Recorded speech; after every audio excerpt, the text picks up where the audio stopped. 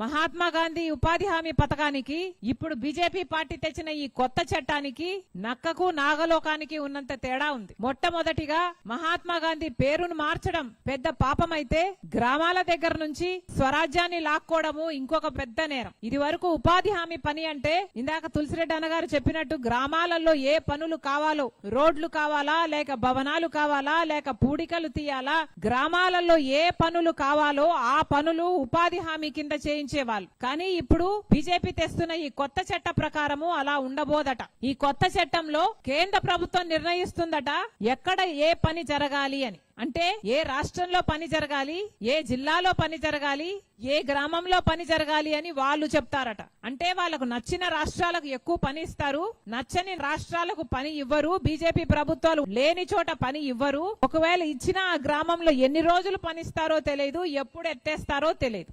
గ్రామాలలో జరగాల్సిన పనులు ఇక గ్రామాలలో జరగవు. ఇది బీజేపీ చేస్తున్న దుర్మార్గమైన చర్య. అందుకే కాంగ్రెస్ పార్టీ దీన్ని ఇంతగా వ్యతిరేకిస్తుంది.